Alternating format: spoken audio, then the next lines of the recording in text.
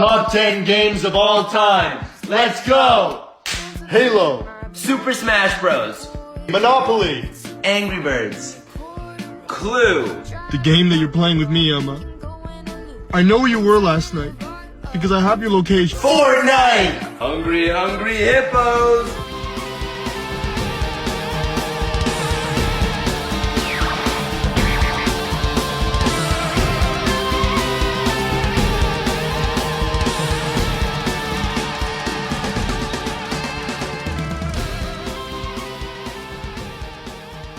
Hey, fun fans, it's We Enjoy coming to you a tiny bit late this week, but Eric and I are assuredly ready to skin our smoke wagons and talk about Tombstone in the main event today.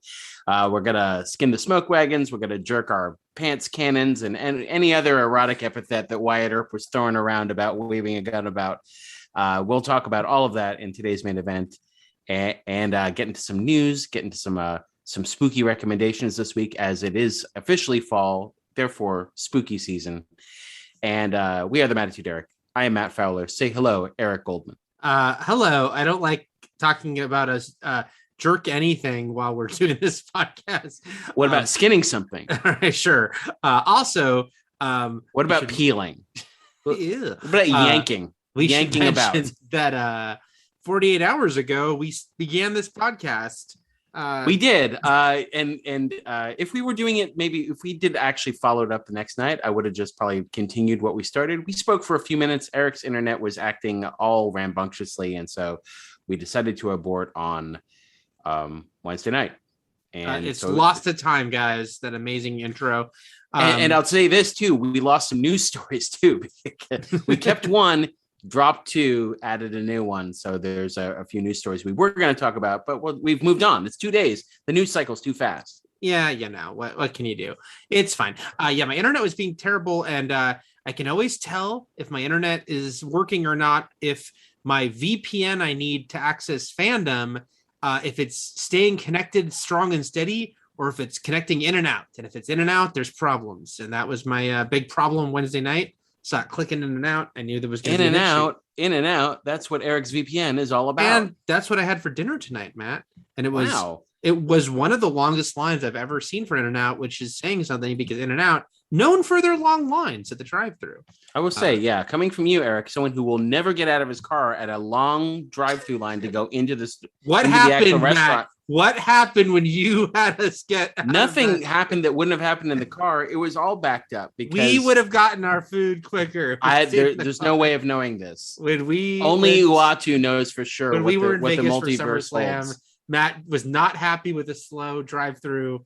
Had us get out, and everything I say went terribly wrong. I think if we wouldn't have moved an inch if we had stayed there. There's no way of knowing. I think that's because people who go to White Castle can order sliders by the hundreds. They can, and we saw it happen. Yes. You can literally order a go bag of sliders if you're on the lam. Just fill this up with as many sliders. This is my last stop. So. They come in carrying cases like those old giant action figure, like the Star Wars carrying case and G.I. Joe carrying cases you get for the figures. So some of the things very quickly, what we spoke about for the few minutes that we did record on Wednesday is the fact that Eric really hasn't seen this movie Tombstone in its full entirety since it came out, though he has seen it not only in snippets over the years, but we also remarked about how it's just a insanely quotable movie that was the movie to quote in the 90s before Austin Powers and then before Anchorman and then before all the other ones that wound up on t-shirts when t-shirts actually started having movie quotes on them. But and if you'd asked me before I rewatched it this week, names quotes from Tombstone, I would have named a couple, but it's one of those things where watching the movie, I'm like, oh yeah, this is from this and this is from this and that's from that. There was like so many lines that I had forgotten had become things. And also you spoke about how because you hadn't seen this movie in a long time, it was a very fun game for you of look at all these famous people before they actually sort of got their monicum of fame in what I guess I will call the most handsome band of outlaws ever, playing real life super uggos. Like, Right. like most everyone in this film is a real person from history. Obviously, the Tombstone is very glossy and dramatized and Hollywoodized and turned into a movie. But all these real life characters were hideous. The men and women, they were all fantastic beasts, and where to find them. Indoor plumbing, Matt. So, but also not mirrors apparently either. Right. So, it's so many famous people. Plenty of them were famous when they made the movie, but then half of them were not, and so it's like a fun mix. Or I should say, some of them were like already working actors that would get more famous afterwards. It was definitely almost everyone of significance in this movie is a hey, it's person. And Billy Zane would remain the same. Same Zane. Just holding that Zane line, towing the line. Actually, his wife at the time was in the movie as well. I think they split a year or two after this movie. She's one of the Earp wives, the one that wasn't on Ray Donovan and Deadwood. Anyway, and the one who wasn't in Fletch. Okay, this is all to be discussed later. Let's talk about. Okay, so what we aren't talking about very quickly was that the Last of Us TV show. It seems like Neil Druckmann, the writer and creative director behind the Last of Us video game series, will direct one or more episodes of the upcoming TV series based on a production list from the Directors Guild of Canada. But that also brings up the fact, the more interesting thing to me about this story is that I totally didn't know, I missed the news item that Anna Torv was cast on the show. So that was buried within the articles for this news. And I was like, oh, Anna Torv, that's more interesting to me.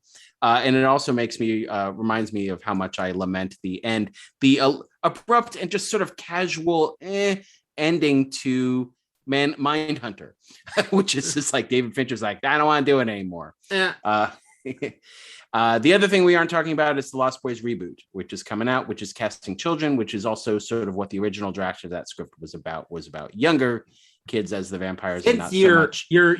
You're stealthy mentioning things we weren't going to talk about. I know we're not talking about these things. But now I'm going to see what I was going to say. No, you're not. We're moving on to It's a Me Mario. All I'm going to say, I'll have plenty more to say with Mario as far as like the discourse, but I'm a child of the 80s and I love 80s stuff. And you know what? I think a lot of the 80s stuff, so much of it is worth loving. It's so fun. Like it was just a great decade for pop culture and for movies, and so many iconic memorable movies, and Lost Boys is one of them. I absolutely adore Lost Boys. I also try to take a step back, and when something like this happens and it's like, oh, they're going to remake the Lost Boys, and people freak out and are so angry and are so like, I'm like, guys, this movie is 34 years old. Think about in the 80s if we freaked out about them making a remake from the 50s on this level. It's just like, it's okay. They did in the 80s, Invaders from Mars. I'm just saying, but no one was like angry about it. Like that's my point. Yeah. Here's what people always forget. It's like the pain of childbirth, Eric, how mothers are biologically conditioned to forget the agony, or else they would never have another child. This movie will get made. It will probably be severely mediocre and everyone will forget about it. It just like the Total Recall reboot, just like if they ever wound up remaking The Crow, none of it is going to match the character and the tone and the vibe and the context and the era of the original. And therefore it will just sort of fade away very quickly. It's never going to be.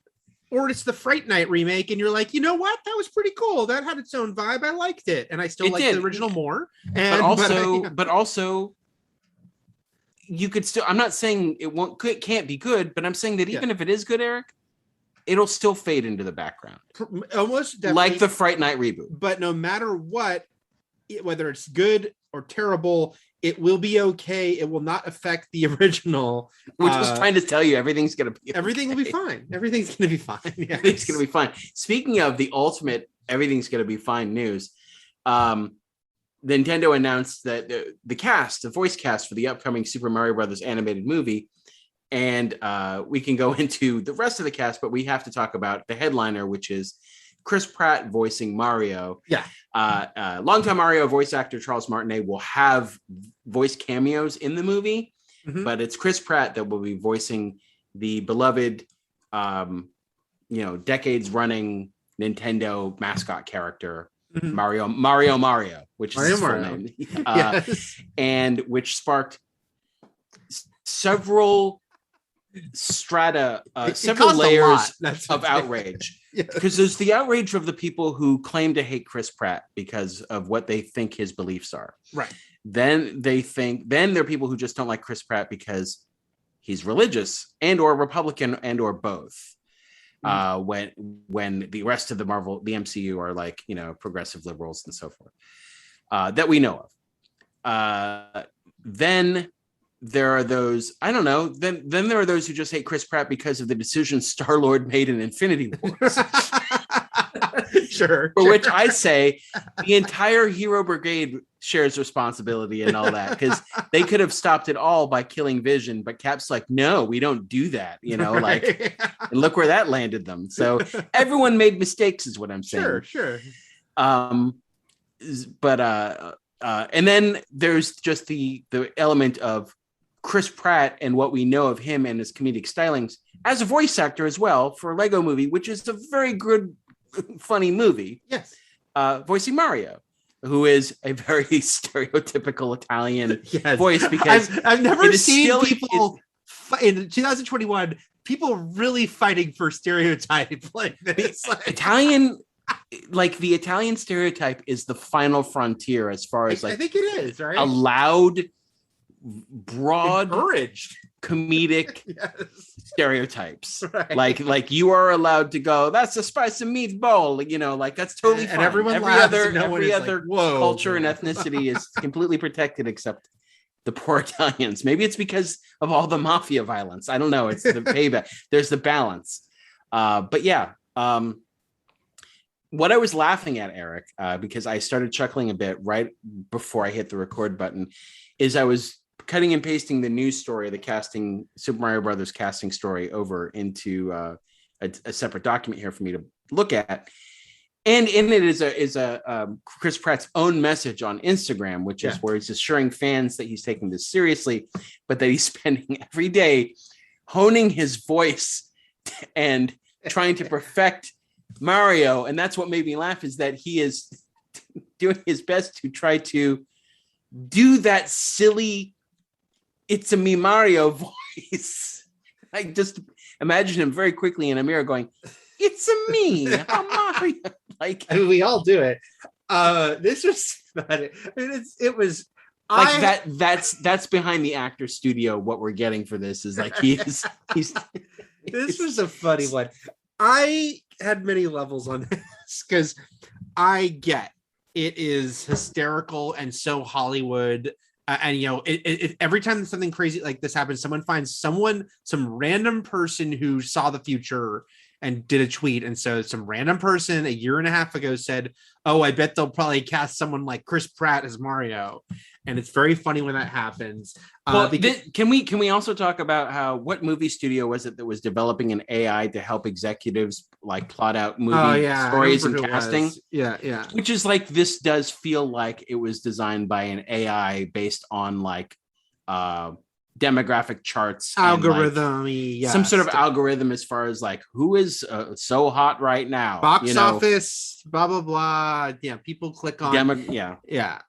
It's very funny. Like Chris Pratt as Mario is innately funny. It feels like a fake movie from The Player, or or even a parody movie from 30 Rock or something a little more timely than The Player. But something from 12 years ago, not 30 years ago.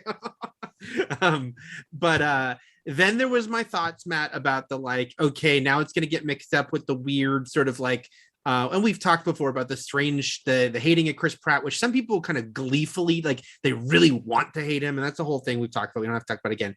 But the end of the day, again, okay, I grew up playing the Mario games. I love the Mario games. Mario games are great. I thought it was very funny to see how invested people were in who voiced Mario in an animated Mario movie, because I don't really care. Like, I love those games, but I'm not like, they're going to fuck up Mario in this animated movie from the producers of Despicable Me, from Illumination. Especially given the history of Mario on screen with the disastrous Super Mario Brothers movie. Yeah. with John Leguizamo and Bob Hoskins.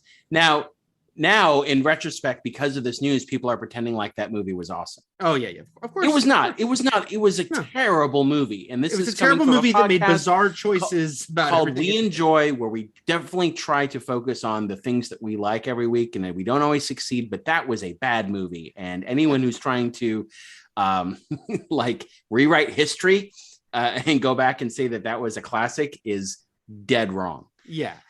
I just was very amused the level of like investment, anger, whatever. I'm like, guys, it's a cartoon Mario movie. They cast a British guy as Mario, and like that's less outrageous than Chris Pratt. Right. And then people, both Matt going to couldn't they have gotten an Italian? But either get Charles Martinet back or get someone Italian, but then going to the this character speaks in the most ridiculous stereotypical accent in a game that is great because it is so goofy, Japanese fantastical plumber with mushrooms craziness. To try to put any sort of get an Italian actor to play that role was hysterical to me. Like, the authenticity of Mario is very important in this. So hysterical. Eric, with Columbus Day coming up. We should mention the rest of the cast, but it all felt like a fever dream. The rest of the cast gets better if you're looking for pairings, yes. But Anya Taylor-Joy, who is so hot right now, is Peach, and again she's got 20 things booked for the next 2 years. That feels like more of the algorithm, that feels like more of Samaritan chiming in with directives. Get Taylor-Joy. Charlie Day as Luigi. Are we getting closer? He has a mustache sometimes. Yeah, are we getting closer to what people will accept? Jack Black, he's a little rotund. Are we okay with that because he gets to play a dragon? And he can play mean Bowser, and angry, so sure.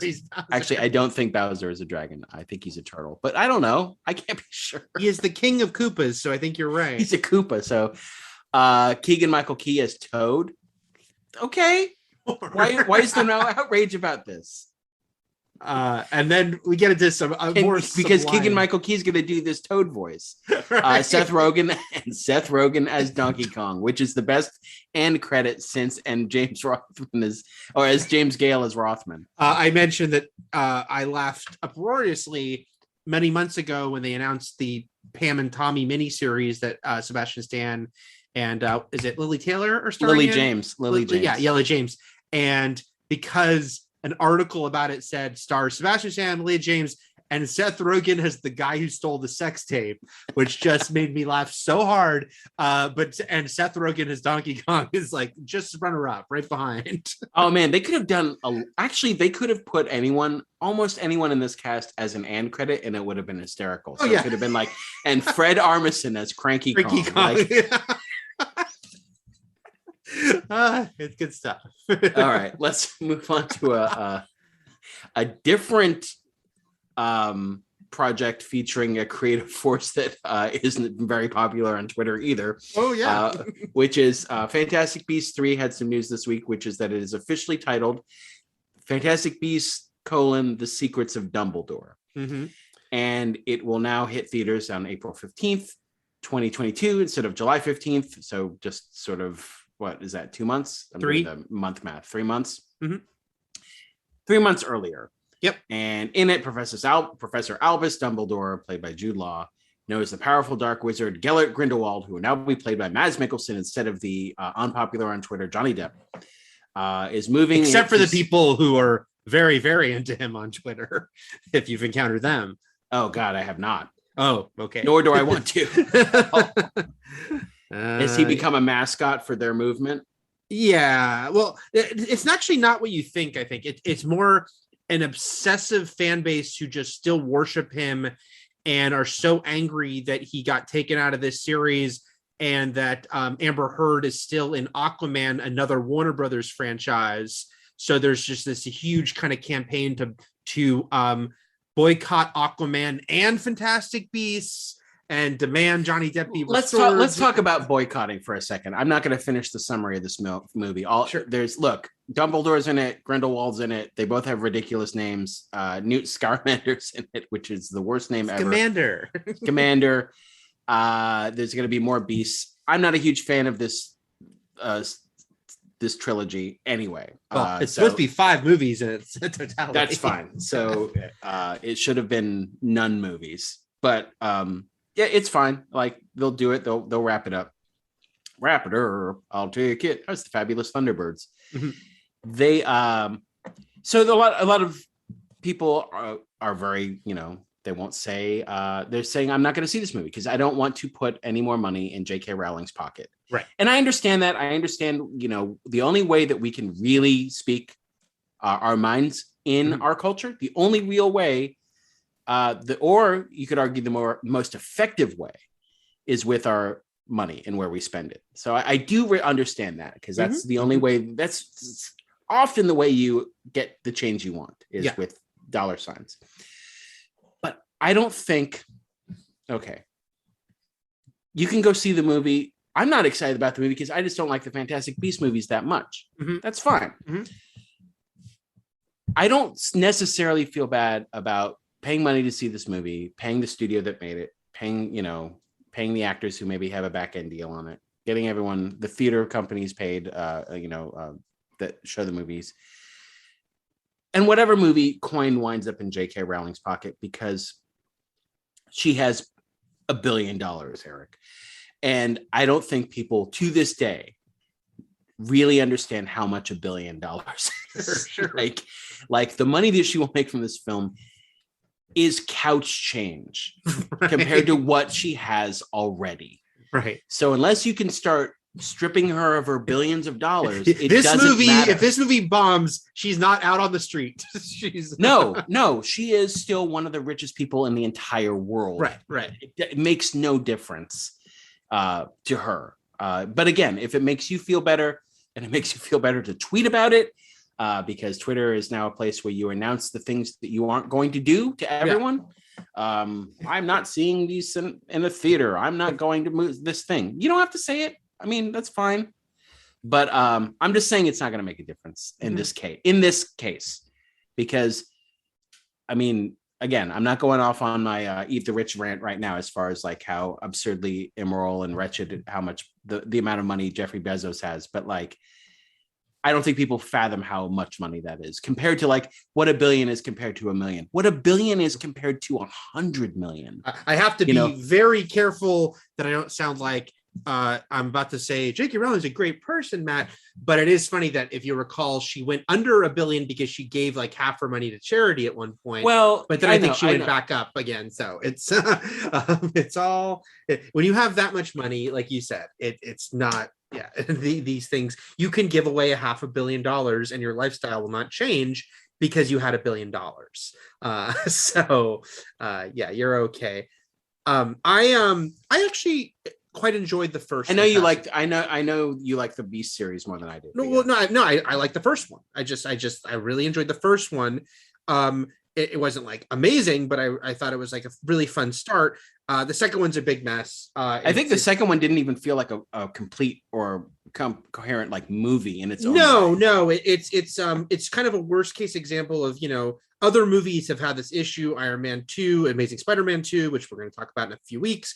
But Fantastic Beasts 2 is one of the worst cases of like world building at the expense of anything else, like where you just feel like we'll put this and this and this in, and that sets up this and this and this, and there's like no coherent center, and it doesn't feel like there's actually like a story being told. It just feels like the worst case of franchise building in like kind of a cynical and messy, very messy way. So man, they have an uphill battle on this movie, right? Because that second movie was so ill received. J.K. Rowling has now, said a lot of reprehensible things, and understandably, and continues to do so. Oh yeah, completely. She 100% believes the thing she's like, she thinks she's saying, things that are good and true, and that's you can't really argue. You can't win that argument. I completely, like you said, I could, if you choose not to see, don't want to support her, I completely respect that and understand that. I also do feel, though, again, this is not me saying don't do that. This is just me saying, realistically, when I take a step back, I think that there's so many casual Harry Potter fans who aren't even aware of these things she said. Like, I don't think people out in the world are like following this stuff to the extent like and this is something I completely forgive. I do. And some of our listeners might take umbrage with this, Dolores umbrage. But we can't carry everything. No. Like, honestly, there is so much right now, especially, as Bo Burnham sings in Inside, how the internet is everything all of the time. We cannot carry within us the load of every single cause and issue. And we have only a certain amount of capacity before we start to crack and break ourselves. Like, we can't, it is absolutely infeasible to think that we can bear the brunt of every single thing. And so there are people who are just going to be like, this sucks, but at this point right now, I'm going to separate the art from the artist. Right. And I'm just going to, because these movies bring me comfort in a way that I need, that my family needs. I like watching them with my kids. I like watching them with myself. And I am not harming anyone by watching and being a fan of these things in my own way, on my own terms. Yeah. And so that it's one of those things where everyone has to make their own personal choice about that, but we also have to allow everyone to decide what it is that they can prioritize for the sake of their own mental health. Yeah, exactly. And it's because I agree with a lot of I don't agree with all the standpoints on this, but two big viewpoints that I agree with simultaneously, because man is complex, is what you just said. And also, yes, it's valid to say that, yeah, she hasn't done a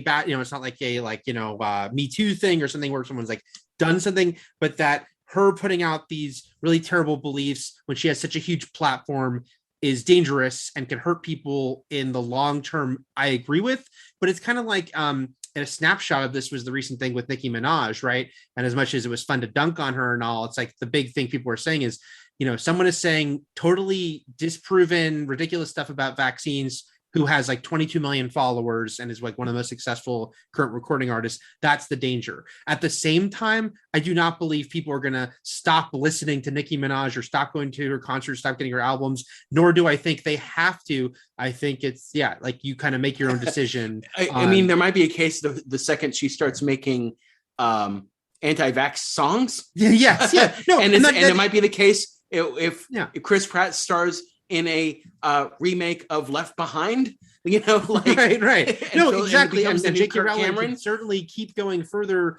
and lose more and more people, certainly. But yeah, I think it's there's so many things there. But yeah, it's like this Fantastic Beasts movie. There are going to be people who don't want to see it just because of her beliefs, and I understand that. There are people who won't want to see it because they just didn't like the last two movies, or especially the second movie. Then there's the Ezra Miller of it all, which is a whole convoluted thing with like that woman that, there was that video of him like attacking that woman, but nothing came of it legally. It was they just kind of kept quiet about it afterwards. Then there's people that are angry Johnny Depp was taken off the movie. There's people happy Johnny Depp was taken off the movie. There's people that are angry that they're not being direct about Dumbledore being gay and his history with Grindelwald. It's like, it's such subtext. Are they going to say it? There are people that are angry that he is gay and are making homophobic jokes. I will say this, Eric. I will say this. In a movie called The Secrets of Dumbledore, yes. If they do not directly address it, they are just teeing themselves up for 100%, a Twitter takedown. 100%. And they get everything they deserve, honestly. It's a lot. And so I hope this movie is good, as I hope all movies are good. I fucking love the Harry Potter series in its totality. And I think I also, by the way, like, it's that weird, again, it's that weird thing. And we've talked about this a little bit before too. It's like where someone does something shitty and then people like to distance. I'm not saying people who have genuine like moral issues and be like, man, that really, I'm so there are people understandably very just disappointed in J.K. Rowling and upset. But there are also people who want so desperately to kind of like be like, I knew it, or if I didn't know it, the whole thing of like, oh, well, the books always sucked anyway. And Louis C.K.'s stand-up always sucked anyway. And Kevin Spacey sucked. All his performances sucked anyway. And this weird thing. I wish like, they sucked. Exactly. That's the thing is like, exactly. I wish Kevin Spacey wasn't such a goddamn good actor. Right. And like, I wish Louis C.K. and wasn't in like some of my favorite stand-up. movies. Yeah. Like who made an excellent TV show that's been super influential on TV comedy in the past decade. And guess what? The Harry Potter books are fucking great. I'm not saying they're flawless, but I'm saying that people who are like, oh, they were terrible. They're shitty and like this and this and they start pulling it apart to an extent that I'm like, guys, come on. Like this is at a certain point, like you're kind of trying to make yourself look good. It's so complicated because I don't want it to end up being like, and that's why J.K. Rowling has done nothing wrong. It's just a strange thing about like the performative, you and I have talked about this off the podcast and now on it, about, the sort of performative nature that people get about, I declare that I shall not do this, and what's happened is that Twitter has sort of become, I think people think Twitter is an airport sometimes where they feel the need to announce their arrivals and departures. Yeah. Get on the PA. Yeah. They don't have to, but that's what social media has become. So, and again, there are people who are going to have serious moral issues with everything that we're talking about. And that's what I'm saying is within everyone's right to support and not support what they want to and need to, and feel that is, within the context of their own lives and their own experiences. Everyone has a journey. As much as like, I think, I don't know if this is a good thing or not, but I'm probably better, I say in air quotes, than others at separating the art from the artist, only because, just from personal encounters of people that were just shitty to like worse stuff. It's like, you end up learning more and more in this job and this industry and stuff. And at a certain point, it's like, well, I want to like some stuff. So I have to make that separation. Now, there are lines, of course, even for me, but I would never be like judgmental of someone saying, how dare you not make that separation? Because some people are just like, hey, I can't, this person really disgusts me and I don't want to. So totally like, yeah, you got to do what's right for you. That's, I think, our main point here. But it is. And, all we're saying here is that the Secrets of Dumbledore better have some actual real cool secrets. Right. Well, because that was the thing, people joked about. The second one was, it was called The Crimes of Grindelwald. There wasn't some like amazing reveal about what those crimes were. It's like, Grindelwald's a bad guy. We know. That's why I joked on Twitter that the fourth one will be called the Pastries of Jacob. It's just like the thing the person's known for. It's like, it's like, that's the thing, the eccentricity of Newt, the snootiness of Snape. Okay. Moving on from the world of Potter. What's next? What do we do? Well, I could just say that we are on Twitter at the Matt Farrell and the Eric Goldman. Please go on to Apple Podcasts, formerly iTunes, and give us that 5-star Frog Splash rating. Write us a little note about why you appreciate us so much, and we will be forever grateful. And over on Patreon, you can find a We Enjoy podcast, and for a paltry fee, you can get a commercial-free version of this podcast, including also the special breakout episodes that we do every so often, directly into your separate Patreon feed. Skipping emails this week, nothing we can't clump together in a catch-up if need be. I don't think anyone wrote in anything that was absolutely pressing. But that's some slight shade there, but I think Matt's raising a challenge, guys. Or write us some pressing emails. Write us crucial note, crucial taunts. I hope this reaches you in time. Eric, I'm totally blanking. What band was called Crucial Taunt? Wayne's World. Right? Okay. I solved it myself. Wasn't that Tia Carrere's band? Crucial Taunt? That sounds right. She wasn't in the shitty Beatles. I know that. Crucial Taunt anyway. Well, now I'm forgetting. What was the name of the band in School of Rock that was like the No Vacancy, and because that was the band that became sort of like the Matchbox 20 style, like pop rock band. After and then the lead singer cut his hair. Yeah. I had a funny encounter once at Ralph's Supermarket. guy was wearing a No Vacancy shirt, and I told him, "Oh, that's awesome," and he was like blown away that I got the reference. Like, it's like, Eric, you live in Los Angeles. I know. That's the funny thing is usually when you wear a shirt like that, you're so hoping to find your fellow person, and you're so excited. But he felt like it seemed like he was genuinely like, what? Like, so you understood No Vacancy. I'll say, like, I'm just gonna say like 6 or 7 years ago, because that feels right. I was in a grocery store and I was wearing back at the time, they still make them. I just don't know that they're as in vogue as they used to be, which is the pop culture mashup shirts. Yeah. So I had one that was in the style of Sub-Zero from Mortal Kombat, but it was Elsa from Frozen. I have that shirt as well, Matt. All right. And so the cashier just could not wrap their mind around this. They didn't know why it existed. Like, where did I find it? Why it was a shirt.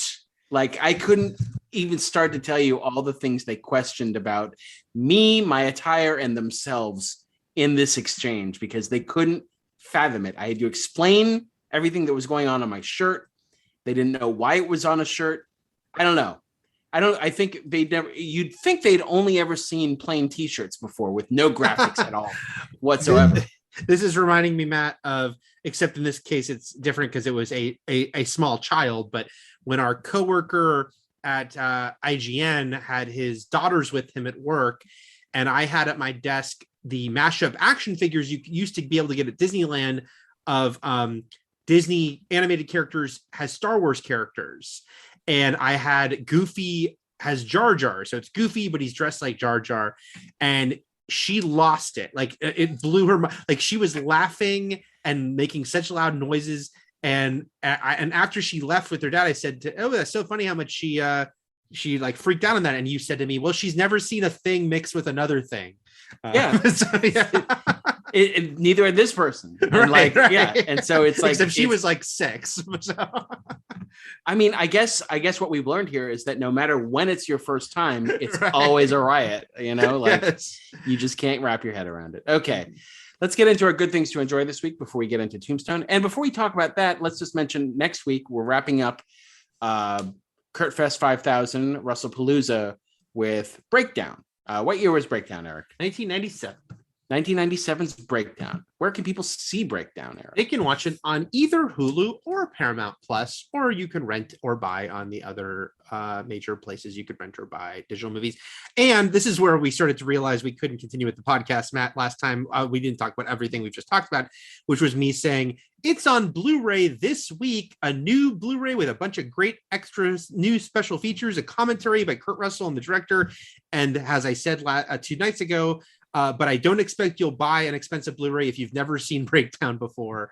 But just saying, there's a great new Blu-ray out this week. But maybe if they watch it on Hulu and like it so much, they will buy the then Blu-ray. They could get the new Blu-ray.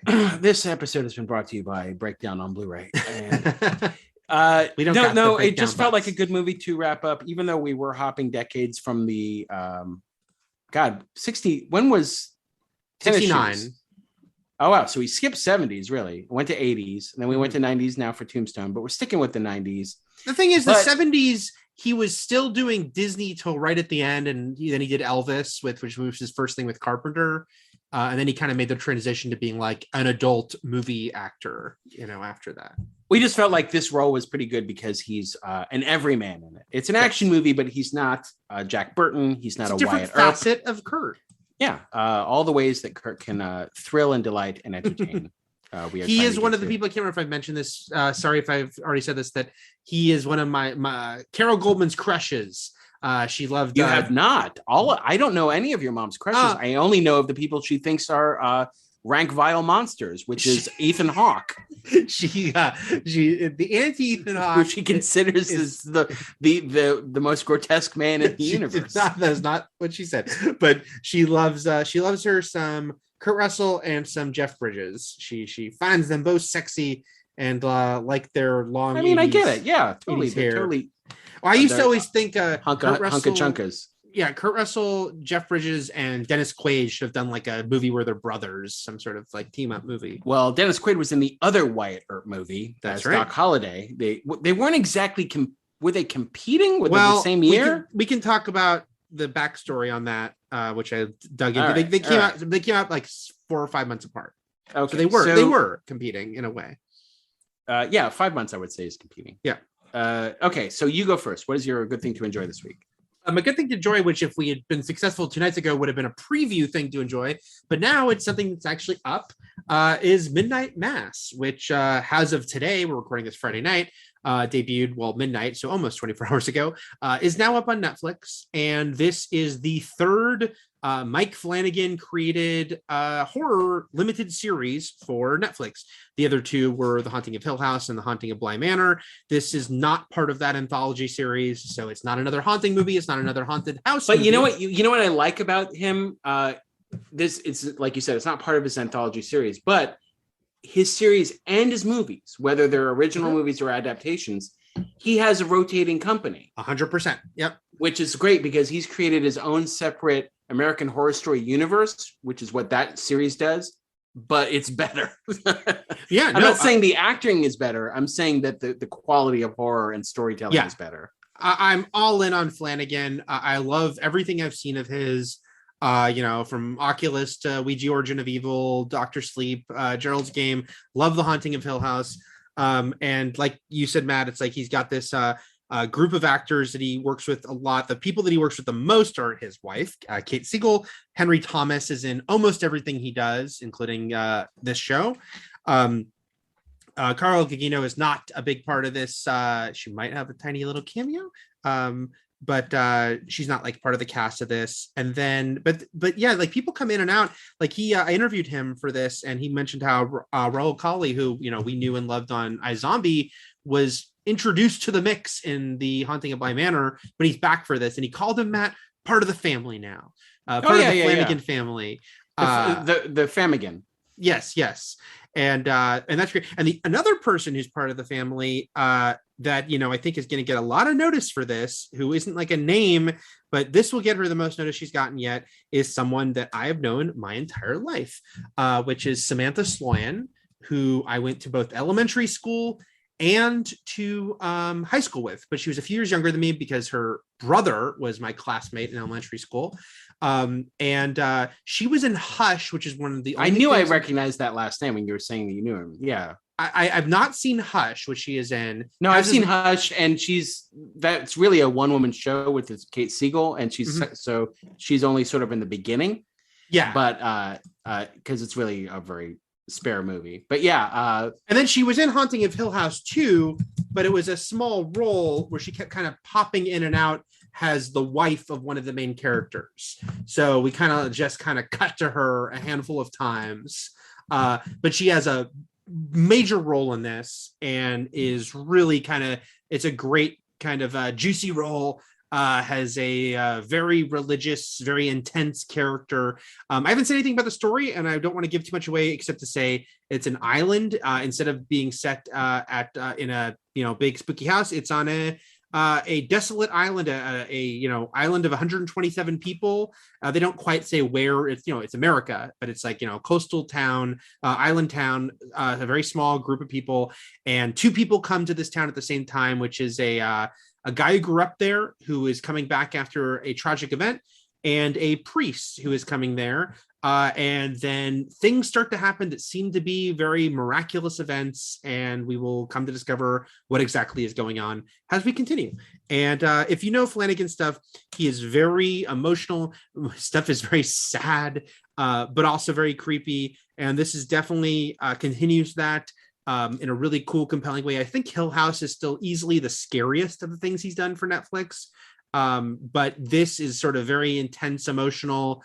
It's talky, but I think in a really involving way. It's disturbing, but it's very wise. It's very heartfelt. There's some terrific monologues, and it doesn't show its hand until about halfway through. So like you're saying, we don't want to say too much because it's a slow burn, but I think it's done in a great way because that allows it to focus on the characters. And it also, no surprise, and I'm echoing your good thing to enjoy here, which is that as a fan of Stephen King himself and as someone who has adapted successfully Stephen King projects, including Dr. Sleep, which I recommended a few months ago, which we both like a hell of a lot. This feels very King-like. Like Stephen A King lot of his obviously stuff does, influences him in the fact that this feels like a Stephen King book turned into a series, or it's so well layered and mannered, it feels like a book, and it's not. It's written for the screen, and that's sort of, he doesn't, he'll adapt King books, but everything else he writes. Well, actually, he adapted Hill House and Blind Manor, but the way he adapted those stories was it's mostly him.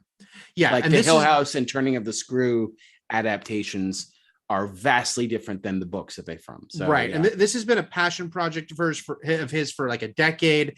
People have noticed that he Easter egged it into Hush and Gerald's Game. And in fact, Samantha Sloyan's holding a book called Midnight Mass in Hush, but it's not based on a book, like Matt said. If you like his stuff, it's another great one. Highly rated. It's only 7 episodes. They're long episodes. So give yourself, those. That's fine. And also, pay attention to Hamish Linklater, who you will know from a bunch of things, but he's terrific, as well as, since you can mention the other guy who comes to town, played by Zach Gilford, who I only really knew from The Purge Anarchy. Because you have not watched Friday Night Lights, where guess what, Matt? He made me cry multiple times. That's fine. But you know what? I live in Texas, and I've had to endure this place forever. I don't need to watch one Friday day, Night I still Lights. hope maybe one day if you move away, you can watch Friday Night Lights. He's wonderful in that, and he's great in this. And Hamish Linklater, who I mostly know from Legion and Fargo, is great in this. It's really great. And you should check it out. And I will do a plug, which is to say, I did when I talked to Flanagan, I split it into 2. We did a preview story, but then we did a full spoilers. Let's talk about the reveals. Let's talk about the ending. That I really like what he had to say. So once you've seen all 7 episodes, you can go to fandom.com and check out that article. And and then it's fun to see too, because this next thing for Netflix is a fun project, which is the Midnight Club, which is it's an adaptation of a Christopher Pike book. So that's going to be a fun thing too, because it's also fun to see who's going of the fam again, who's going. So Samantha Sloyan is actually going to be in Midnight Club, along with some other people like Zach Gilford and people from Midnight Mass, and that we know. See, so Gilford's part, he's in now. All you need to do is get in with Flanagan. All right. And you're Flanagan. Matt Bydell. Flanagan. The Flanagan, that's even better. I think that's it. I think you nailed it. Thank you. Okay. I was on the fence. Because it's spooky season and I want to start recommending spooky things. But then Person of Interest had an anniversary this week. So I was like, should I recommend Person of Interest? I'm going to give someone, since you're giving a series, I'm not going to make people dive into like a 5-season thing. So my pick, and I did speak about this on We Enjoy Wrestling. This is why I was confused, because I was like, I thought he recommended this before. I did. It was on We Enjoy Wrestling. We didn't have an official segment for recommendations or anything like that. So we were that's right. We were doing a whole lead up to Halloween where we were talking about horror movies and stuff. Yeah. Yeah. So I'll just recommend it again for those who can stand to hear it again or who haven't heard it at all, because I still feel like this is sort of an underwatched movie. It is a cult movie. It is not a hit film when it came out at all. It's called Session 9, and it's from 2001, and it's by Brad Anderson, who was at the time only known for sort of indie rom-coms, and then would go on to do The Machinist, which is the movie where Christian Bale got super skinny, and a couple other things, but TV, directed a bunch of TV. It's mostly kind of what he does now. Including an episode of the upcoming Peacemaker series. But Session 9, and like Midnight Mass, I'm not going to say too much about it, is about a crew who's sent into a rundown, abandoned mental hospital to clean out asbestos. And it was filmed at a real abandoned mental hospital in Danvers, Massachusetts, Danvers State Mental Hospital. So it's, if they, like in real estate, location, this film has it in spades because they are actually in this creepy ass joint shooting it. Mm-hmm. And it stars no one super headlining. It stars David Caruso and Josh Lucas, who are probably the 2 most famous people out of here. Peter Mullen, though, is a well-established actor in his own right. Brendan Sexton III, and also Stephen Gavin. Section the Third, who I believe I just saw in Don't Breathe 2. Yeah, that's right. Oh, was he in that? Yep. Because he sort of broke onto the scene in Welcome to the Dollhouse. Yep. Which is a 90s. I was having a trouble indie placing him. I was like, who is that? Who is that? And then the closing credits. I was like, oh yeah, okay, whenever his name. Yeah, Stephen Gavin, who is actually also who co-wrote the film with Brad Anderson and is in the movie. And yeah, I don't want to say too much about this movie. It's become a cult film over the past 20 years.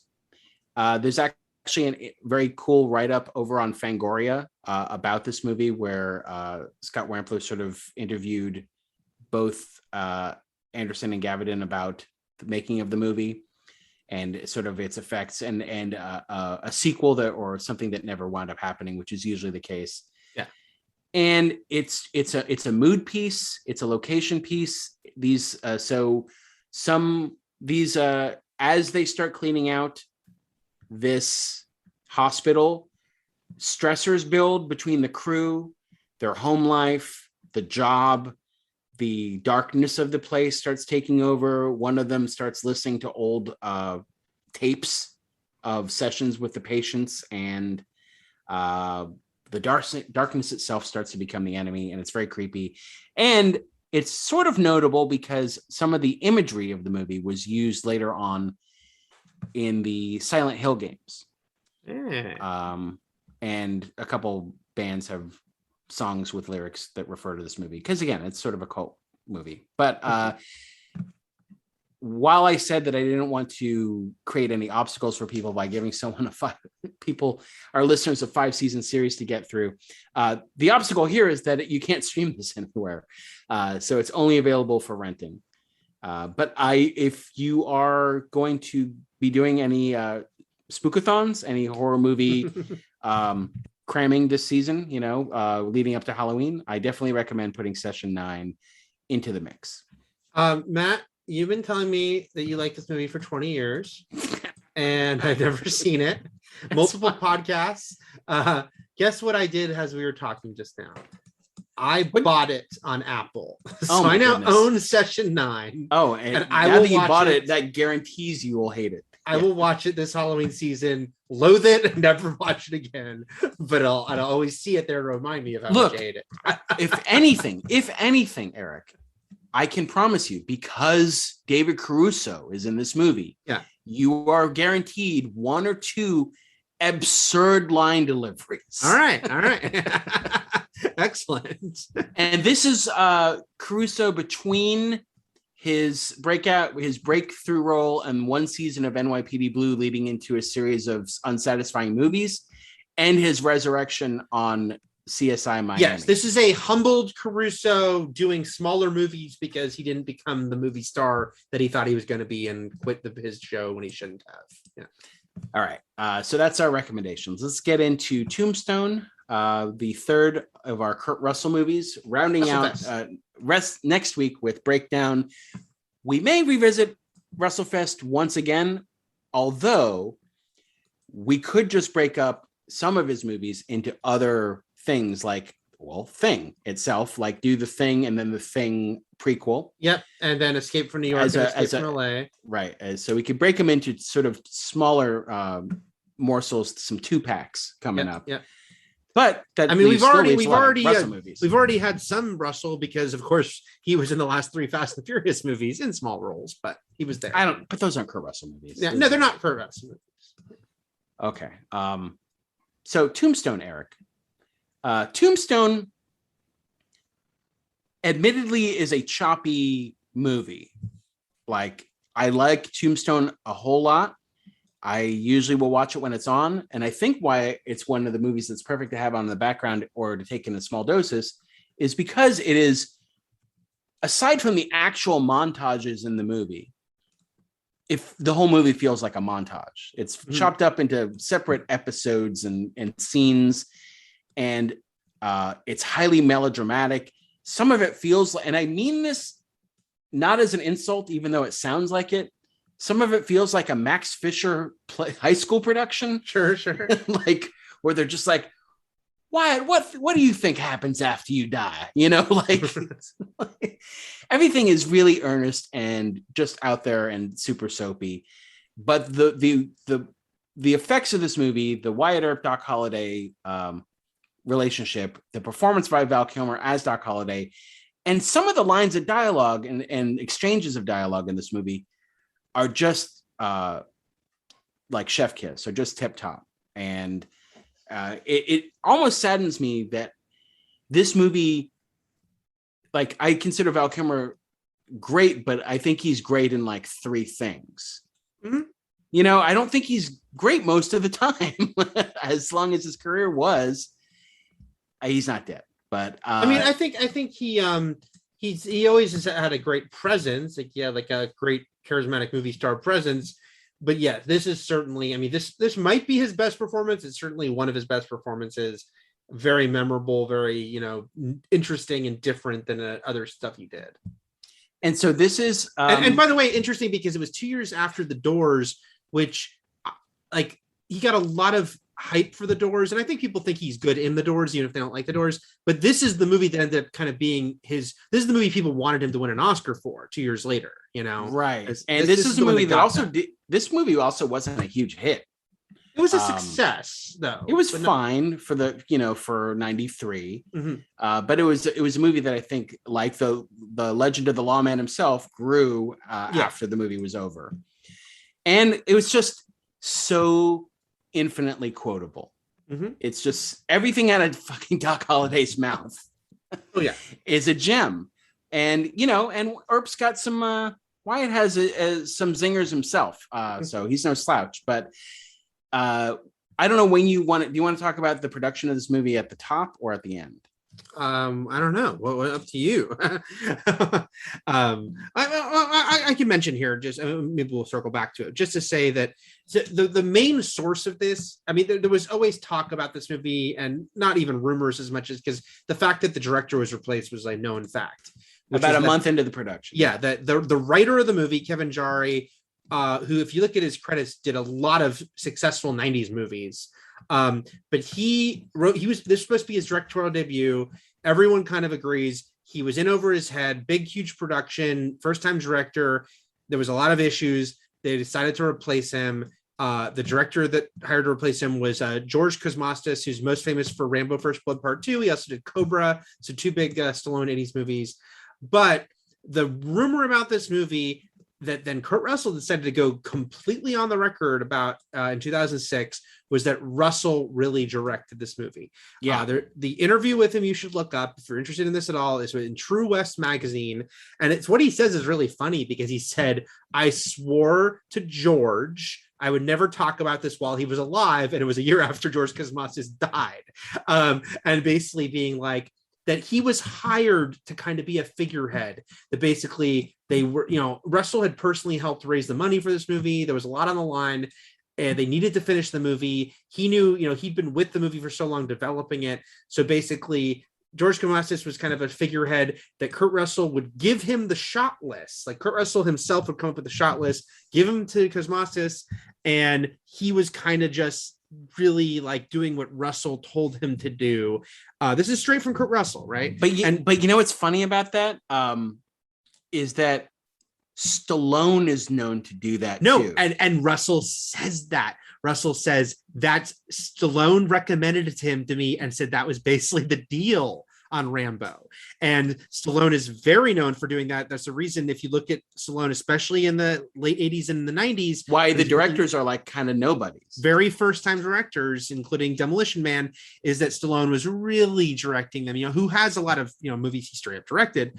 So that was fascinating to me. And that the other thing that happened was that because they were kind of in this pinch and this movie, you know, there was a lot of problems, they drastically cut down the script. That the, you know, script has originally was intended to be this like Godfather-like epic, but that which is why there are so many like third string characters in this movie that you feel like should have their own story and they don't. Yes. Like why Jason Priestley's character, who is, again, like I mentioned at the top of the episode, is a real character in real life who actually went on to write a book about his time in Tombstone, Billy something.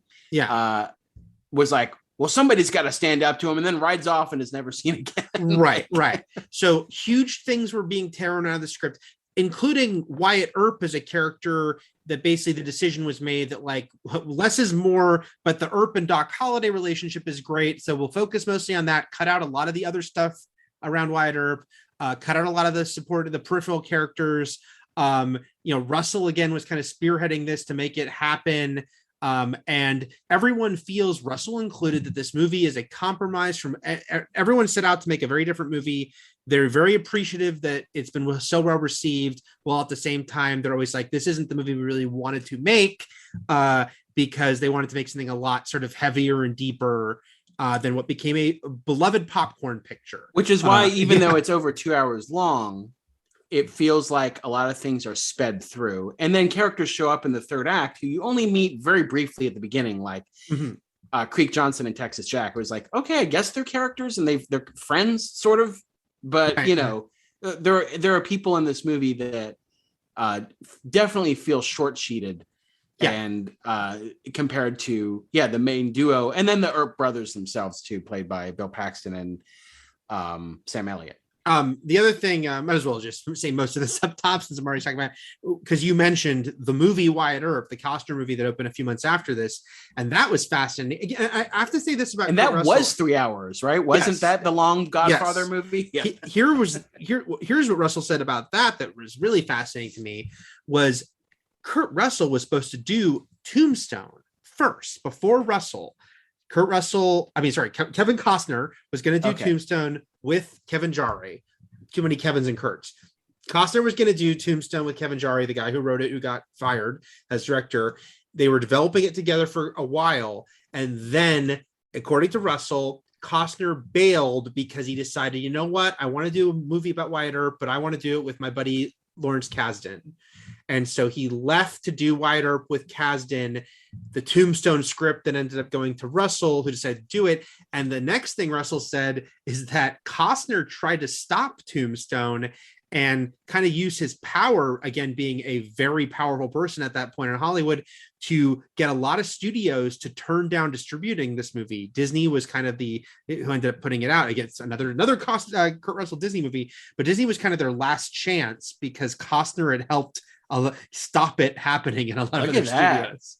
Oh wow! I wonder if through the years the Kurt Kevin beef sort of persisted. What I was going to say about Kurt Russell, and this is not me saying Kurt Russell can do no wrong. I don't know the guy.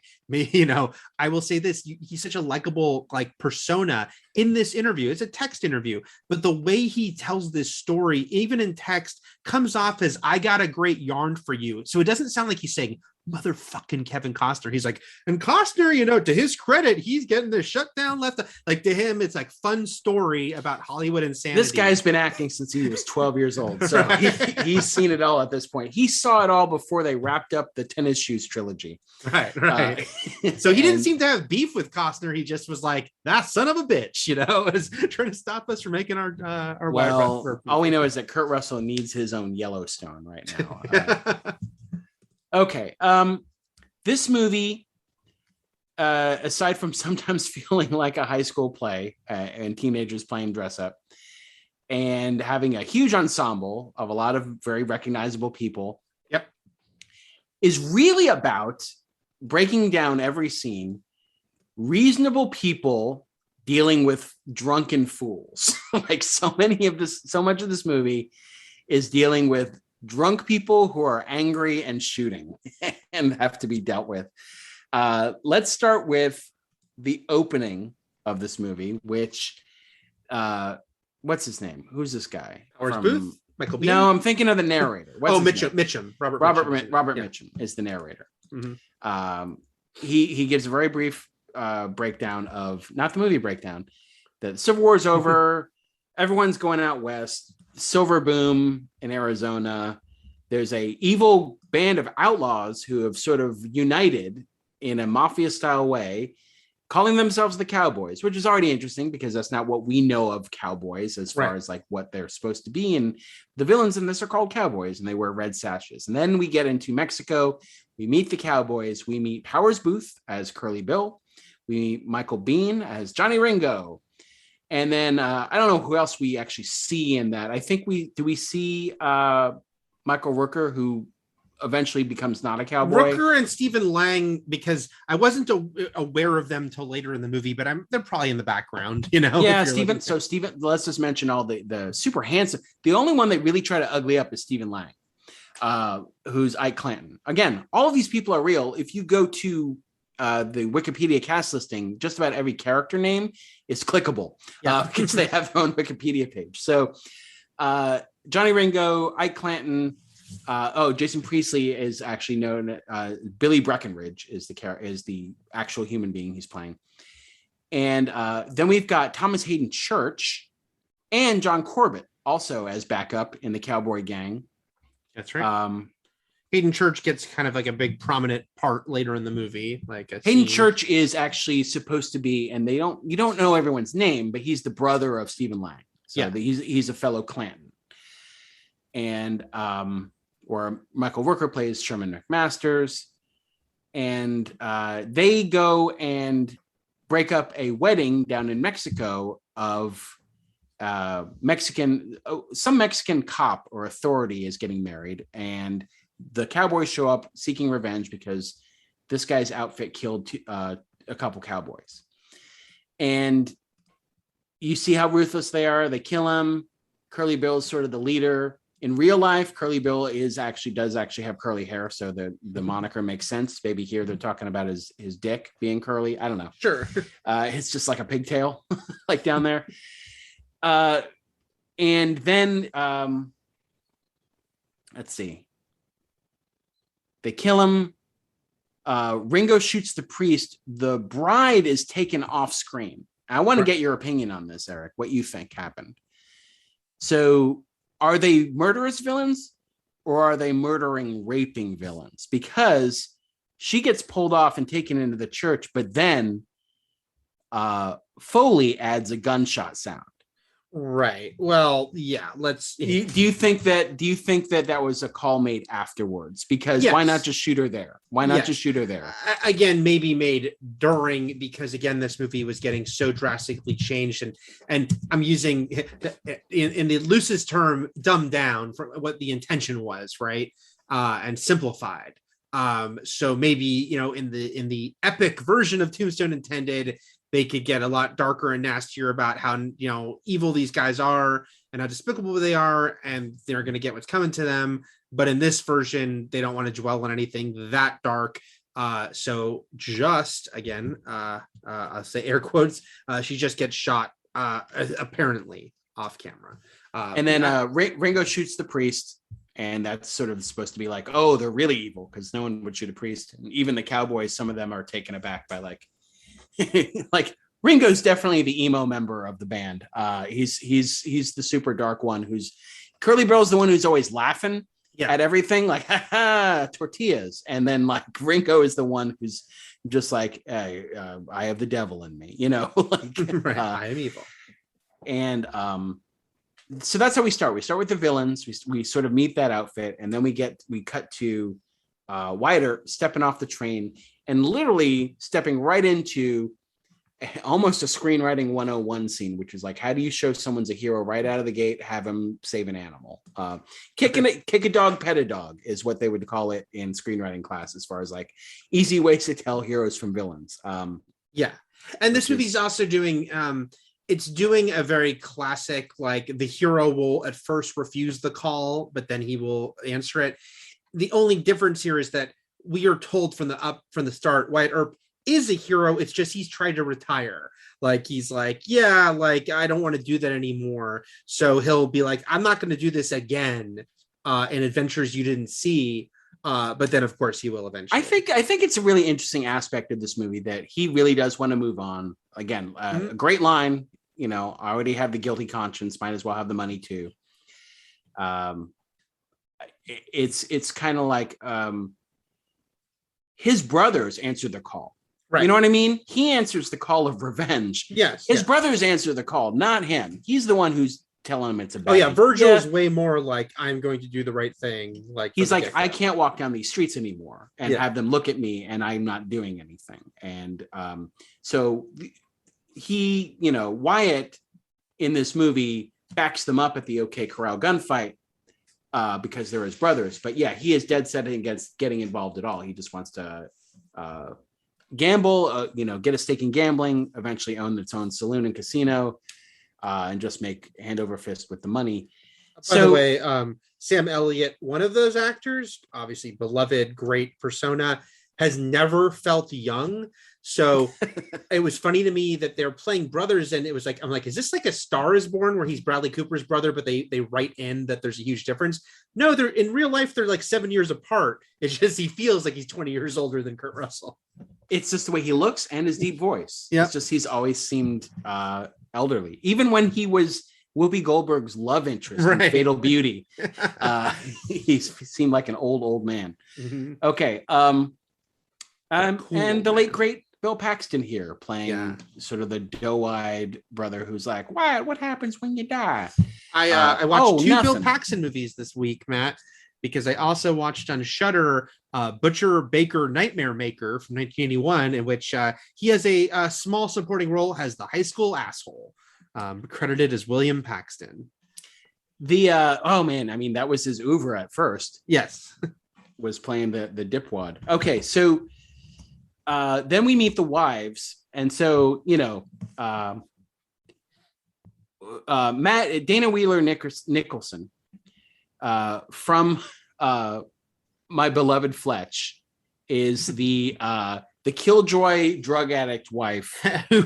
I'm jumping way ahead here, but I have to say how much I laughed at the end to Mitchum's final narration, where they're like, and she overdosed and died. Like, yeah, it is so when they give us the Fast Times rundown at the end. Here's the happy endings they all got. Not necessarily, but but I do like the sort of the Animal House style. Like, Ike Clanton was killed, Maggie overdosed, Virgil became sheriff, right? And Wyatt and Josephine had passionate lovemaking years ahead of them. I think, but it's also funny when you consider what. We don't know how any of that got resolved between Wyatt and Maddie, because the last thing we saw was him sending her off with his brother and his wife to San Francisco. Yeah. And so it's like, again, never visit her again. He's like, we're done. Another case where you can feel, I think, the cuts that were made to the script, because it's just like, a strange element. And then we should mention, you mentioned her in passing, has that actress from Deadwood, but Paula Malcolm only because I'm sorry, Eric, I said that actress from Deadwood and Ray Donovan. He did. No, just her and Powers Booth would both be regulars on Deadwood a few years after this. So both returned to the Western setting to great success. So things went well for them in Westerns. All right. So poor Dana Wheeler Nicholson gets she's meant to be the wife he's going to ditch, even if you don't know history from the get-go. Yes. Because she's addicted to drugs, to opium, to laudanum. Dana Delaney gets like a great entrance. But also Dana Delaney is absolutely irritating in this movie. Not her performance, but that character. No, especially at the end when she's like, "Well, I'm rich," which retroactively explains everything about her and her cavalierness in the way like, "Why, you never heard a woman talk like this before?" It's like, well, you've probably been afforded this at this time because you have a family fortune to fall back on, and so it feels even shittier that he leaves Maddie to a drug-addled, destitute fate ahead of her while he goes off with basically a rich young woman who just wants to travel the world. Sure. And he found a sugar mama. he did because that's the other thing. When he goes to her at the end, we're skipping all the way to the end. He's like, "I'm broke." I'm like, how is Wyatt Earp broke after the whole? I thought he was making all this money over there. Like, what did he spend it on, this vendetta? I don't know, like where his money went. I don't think he doesn't have to be as rich as her, but like I didn't expect him to have no money after that. Like, what happened to all the money he was winning and the earnings and all that? The earnings, Eric. I don't know. He was bad with finances. Yeah, he just he invested in the wrong type of I don't know, what were they inventing back then? Not mirrors, as I already stated. Okay, not so. Let's talk a little bit about and then there's also as the wives are meeting each other, well, specifically Wyatt's wife is meeting Virgil and Morgan's wives, and they all realize they have the same type. Yeah. There's a little funny throwaway line where it's like they all could be sisters, and they all basically separately picked these blonde women who kind of look alike. Yes. Which is even funnier when it's almost like the first time Wyatt Earp's ever seen a brunette. He's like, what? They make ladies like that. What's with her hair? Why is it like the midnight sky? Okay, let's talk about Doc Holliday, which is that Val Kilmer kills it. He's excellent in this role. Yep. He's still so compelling and magnetic while being constantly sweaty the entire movie. Sweaty and pale. They make him sweaty and kind of yellow and and kind of upsettingly moist. They definitely do never want you to forget that he is a sick man. He is a sick man, and he made this choice to make Doc Holliday have this. He's an aristocrat. He's very erudite. He's also. I want to put this forward. He's without the cannibalism. He's basically Hannibal Lecter. If you take any of his lines in this movie, and I guess I'm talking about Anthony Hopkins Lecter, not Mads Mikkelsen's Lecter. But like, if you take like the first time you meet him, and he's with Kate, also known affectionately in the Old West as Big Nose Kate, who was Doc Holliday's sort of Hungarian prostitute, aka paramour, longtime companion. You meet them; they're playing cards. This was an era where all it takes to kill someone is to accuse someone else of cheating, to the point where a few times in the movie, Doc Holliday tries to get someone to accuse him. Like, what are you saying? Say it, the specific words so I can kill you. Like egging them on a little bit. He's like, you're not wearing your bustle. And he's like, how lewd. And I'm like, that's Lecter. Like, take Hopkins Lecter. Like, that's the delivery he would have given for some of these lines too. If you go back and you watch and listen to Doc Holliday's lines and imagine Hopkins saying them, about 80% of them line up really well. Okay. That's just a fun experiment to play for those who watch Tombstone over and over. And many people do. So, this is before he arrives in Deadwood. He is lets you know that he's sick and he is shrewd. He's probably cheating, and he also he arrives in Tombstone, Matt. What's that?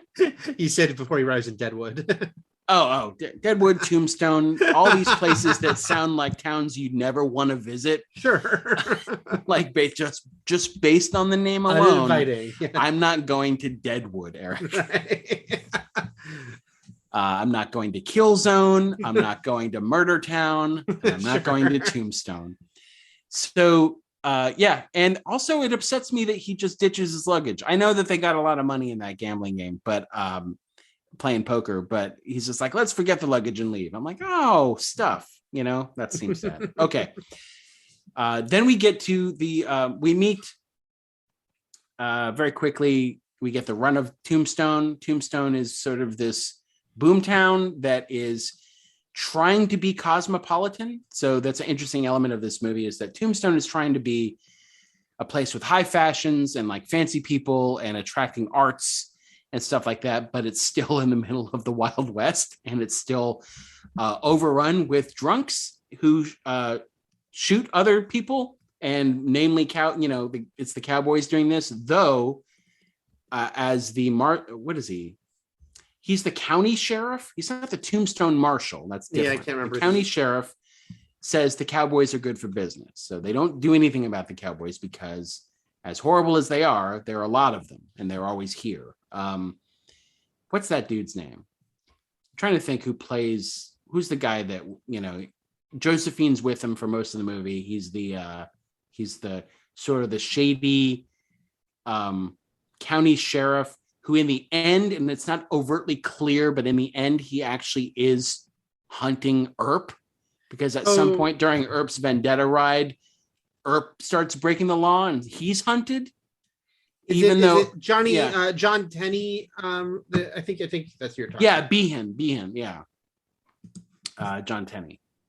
So Sheriff Behan, and then because then it even gets confusing a little bit in the movie when Jason Priestley's like, I'm deputized, and I'm like, you're like, by who? Right. And you realize that he's been deputized by Behan as part of the county sheriff's department, and not as part of Tombstone's own law that has its own deputies. None of that is ever fully explained. You just kind of have to go with it. Then we get to Billy Bob Thornton's.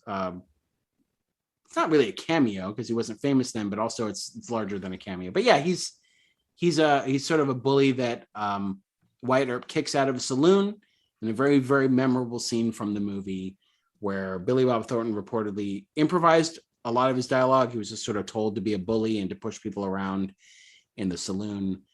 And we get some great lines like Johnny Tyler, Madcap, you can go now. What are you going to do? Stand there and bleed? Like a lot of these lines are like pull apart bread, just easily removable and fun lines to say just anywhere, in a grocery store, in a restaurant. Yeah. Billy Bob Thornton was one of those people I was very surprised to see in this movie because this is, he had such a breakout with Sling Blade.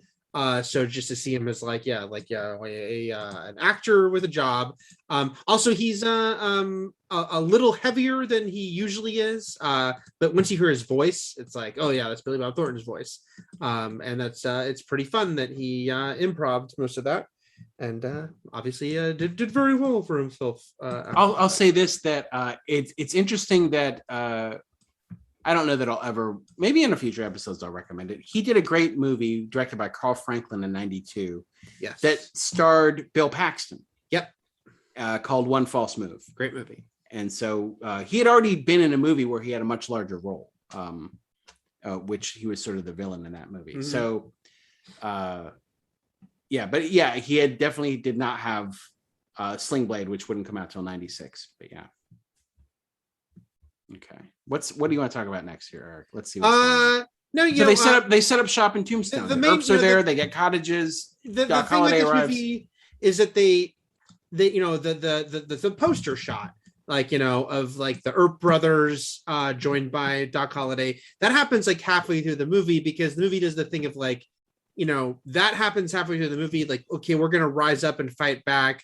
But then after that, it's like, okay, no, things go really wrong. And two things stand out to me. One is that, it's like, it's interestingly structured. And again, you can see the bigger epic version of this, why it would do that, where it all kind of blows up in their face. Also, it is funny that Wyatt gets a big moment talking about the fact that he's only killed one person, but that it had a huge impact on him, that take a life.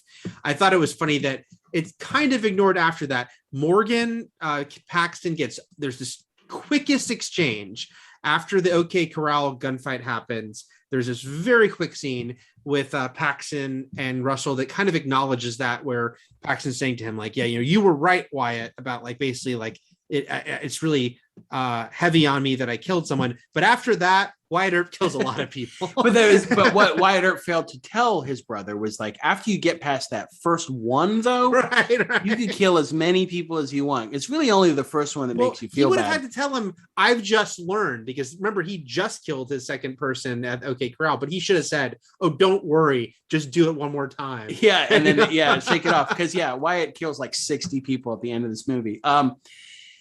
And that's a real thing. This movie, in the middle of the movie, is the gunfight at the OK Corral, which itself was a movie. The title of the movie was Gunfight at the OK Corral, and it starred Burt Lancaster and Kirk Douglas.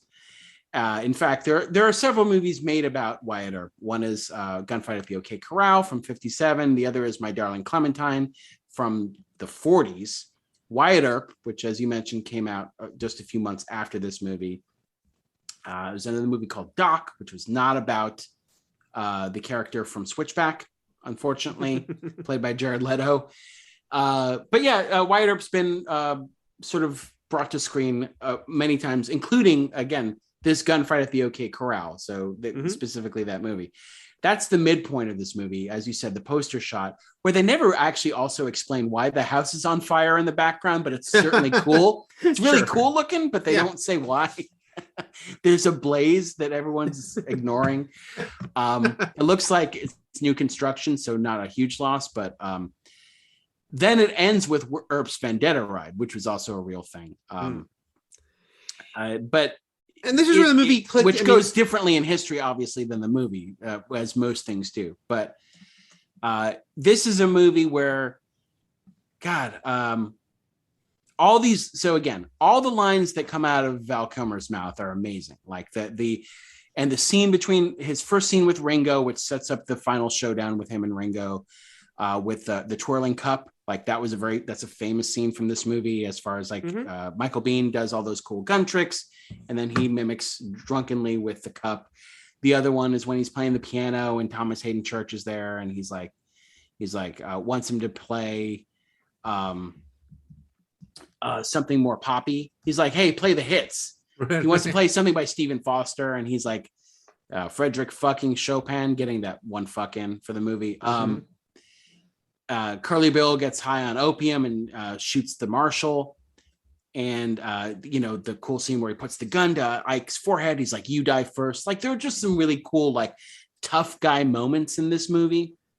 And then with Holiday there to sort of be the aristocratic, he's not I wouldn't call him like the stereotypical dandy, but like he's there to ease off the testosterone a little bit. Like he's definitely trying to urge people into a gunfight.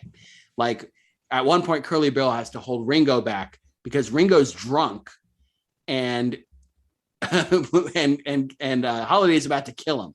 Like he's literally about to goose him into a drawing contest and kill him, gun him down in the street. And he knows that Ringo's going to lose because he's drunk. So, but just his delivery is so different than the Earp brothers, who are just so strong and stoic and earnest that like, and Earpnest, and they're earnest and Earpnest. Man, I would totally watch Earpnest Saves Christmas. We can sell that. But he's such a great element to this movie, because without him in this movie, like I don't know, that the counterbalance is there, and that's what really helps it work. He's the not at all secret ingredient, because yes, rewatching this movie for me the first time in decades, it's a fun, watchable movie. It's a goofy movie, not the goofy movie, but which itself is really sad and serious, right? And that's 3 hours. No, it's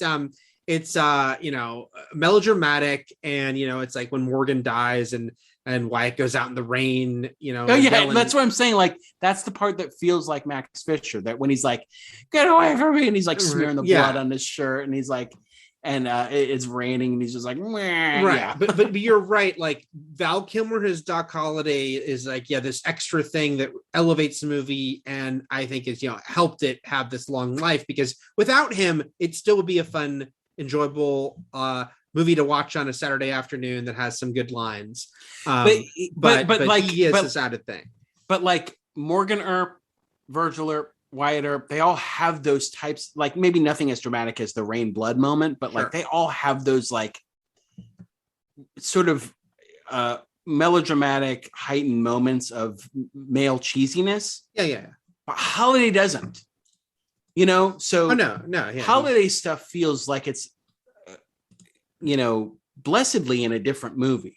Like his stuff at the end with while on his deathbed is underplayed and well done and it feels very different than the dramatic beat of standing in the rain and screaming. No, absolutely. Yeah. And yeah, his really fun lines, and you're so drunk you're seeing double, and I've got two guns, one for each of you. Like the other characters in that movie can't say that line. And not to mention Val Kilmer obviously is giving this great performance. And yeah, like Wyatt gets a lot of great, just great one-liners, like, you call down the thunder, well, now you got it. And, the one I always remember, which is tell them I'm coming and hell's coming with me, which was a big trailer line. But yeah, Doc Holliday and Kilmer's performance is this sort of extra thing that has very much, I think, solidified why people are still so into this movie. Beyond it just being like, oh yeah, that was fun. Because it is fun. I'll say this too. theater night in the town once again reminds me of why I like Alamo Drafthouse, because they were hooting and hollering. They were like gremlins in that audience. They were terrible. They were shooting at the people on stage.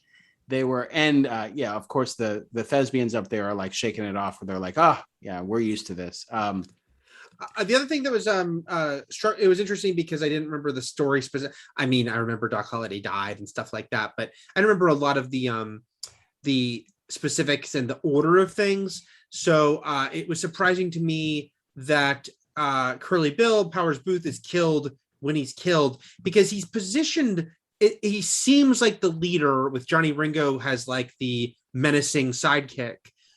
So it was interesting to me when he's killed first. I wasn't expecting that. It is an interesting way to play it, because Ringo's the most skilled gunfighter, and then Doc goes down with his final serious case of tuberculosis that it's going to kill him. And so it's like, what does Wyatt do? He can't beat him. And then there's that great line about like, he's got this hole, and no amount of killing or robbing or whatever can fill it. He wants revenge for what? For being born. Like, it's all just really well done. And then the switchback, Eric, the swap out of Holiday for Earp, and the killing of Ringo, which in real life was ruled a suicide. People thought he shot himself in the temple. So, this is playing around with the history of like what could have happened. The killing of Curly Bill and the miraculous part where Wyatt Earp seems to escape unscathed, not being shot at all by anyone shooting at him, is also from people's accounts. Like, it comes from an act that people on the scene there saying what happened, what they saw. Was it happen. A tall tale? We'll leave that up to you. I don't know. Johnny Ringo's death is both cool and kind of disturbing, just because he doesn't go down right away, and he's got this bullet hole, and he's coughing and stumbling. I was like, whoa, this is actually kind of fucked up. It's like the one part of the movie that kind of like rattled me was being kind of stumbling forward, about to die, but not dead. Yeah. And that sort of that vicious element that you don't readily see in Doc, because he plays it very differently with his persona sort of coming out. So like urging him on, like, die, right. Come on, Johnny. Yeah. So again, the third act is also weird because it is so much of a montage of just murder, where they like literally no cause. He's like, I see a red sash, I'm going to kill you. Like, right. Like, I'm not going to arrest you. Anyone, I don't care what you're doing. And that's when you're buying groceries, you're walking down the street. Rooker joined swap sides. Yeah, he gets killed, in a few minutes afterwards. But yeah, an actual cameo by Charlton Heston as Henry Hooker, which again, some of the stuff seems random, but only because it happened in real life, and they decided to include it in the story, that they did seek refuge at Henry Hooker's ranch. Whether or not Josephine also stopped by to water her horses on the way out of town so that Earp and Josephine could have one more scene together, that's probably made up. But all right, what else can we mention about this? Usually I just want to say all the stupid lines that I like, but there's a lot of great lines. Other actor I wanted to mention, we mentioned so many actors, was Terry O'Quinn, who is, of course, at this point most famous for Lost, but I first knew from The Stepfather, a movie that we should do on this podcast one day. He's the mayor in the film. He is the mayor. He's got a cool little bowler hat, just like the sheriff does too. So it's like, yeah, the mayor shows up kind of randomly too. It's like, yeah, I'm also here. It's funny, this again, people should look up this 2006 interview with Russell, because they talk, it's funny because this is obviously way before Release the Snyder Cut, and how that's kind of unleashed to a kind of ridiculous extent to like, what about all these other cuts and whatnot? Because they actually brought up to Russell in that interview, could he ever assemble like the month's worth of stuff before the original director was fired, and some of the stuff that was shot under him and Cosmatos. Did they start over? I don't know. So they were, but there is stuff that was cut. That's for sure. Like, a lot was cut from the script and just never filmed. but some things were filmed. So it was funny that they even brought up to him like, oh, could we get some sort of extended cut? Even though it would always be kind of like Superman 2, where you can't give you what it was supposed to be because they never filmed it all. So it's like we could give kind of a Frankenstein version of it, but sometimes it's better leave things by the side. Yeah, I mean, and they never really explain who Jason Priestley's character is, right? Or why he's friends with the cowboys when he's not one of them. Like why Curly Bill likes him so much. Like I was almost even sort of like, because the subtext here is that Jason Priestley's character is gay. And that, you know, he's in love with, I can't remember his name, Billy Zane's actor character. Right. And that he's the most beautiful man I've ever seen. But it's like, but it's also, does that imply that he was Curly Bill's boyfriend? Right. You know, he's like, sit next to me, you know, he protected him. He, you know, and it's sort of like, it was that in that one scene, it just felt like that. But then they never went into any of it. And all they ever mentioned was like, he likes him, but all they ever did was make fun of him. Yeah. You know, the cowboys. So who knows? I think you used American Graffiti as the example. I used Fast Times and because it was a lot of movies. Animal House. Yeah. Animal House, yeah. But I was thinking about Fast Times, and it'd be funny if like just play Oingo Boingo Goodbye Goodbye while they show people on screen and they like, she died of an overdose. Like, he was shot in an alley. One of my favorites was always like, spoilers for the end of Young Guns 2, but it's like Arkansas Dave Rudabaugh was beheaded in Mexico. Like that's all we learned of Kristen Slater's fate in that movie. I was like, oh, that sounds really awful, honestly. Yeah, I guess I'll just put forward once again that like, was Josephine the first manic pixie dream girl? I don't know. Like Danny Delaney's character was very just like, so the point is she's free spirited, right? Like in a way that women at the time weren't. But then we just learned it's because she had money. And then she just sort of cajoled Wyatt Earp into this like life of irresponsibility. Like what he was seeking to begin with. Like, I don't want to be a hero. I don't want to be anything.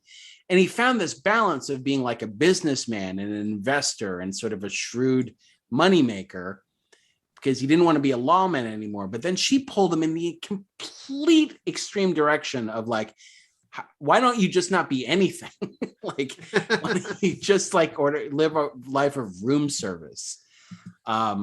And, you know, narratively, it's explained to us as because his wife was just such a grump. She was just a mentally ill, you know, addict who, you know, so the extreme version of that. And so they were complete opposites. She was the antithesis of any aspect of the lives he'd lived before. Yeah, it's just that it's definitely the wife is given such short shrift. And again, this, you know, I can only assume in the original script, you know, like hopefully it wasn't like this, that it just feels like, because the way that the final movie plays, it's like, well, you know, he's going to get in real life. He got together with this other woman and he left his drug addicted wife, but it's just kind of this strange thing of like, so she's just a grumpy drug addict. And then like life of the party, Dana Delaney, that he sent his wife off to overdose in California. Right. But yeah, so it's just one of those things where, and then the scene where he returns to Maddie and he's like, don't you ever just want to go order room service? like out of nowhere. He's like, don't you want to just twirl? I don't know. Giggle at horses. I don't know. All I'm saying is that to complete Josephine, all she needed to do was make him some like Elizabethtown mixtape. I don't think that character annoyed me as much as did you, but I thought it was. I think she's annoyed me a little more with each repeat viewing. But yeah, I mean, just because of the extreme casualness of her. Right. It's like, I don't want to do anything and I don't want to be anywhere. Like, okay. And I can afford to not do anything. Yeah, I don't have to do nothing. All right. Also, how tall is Kurt Russell?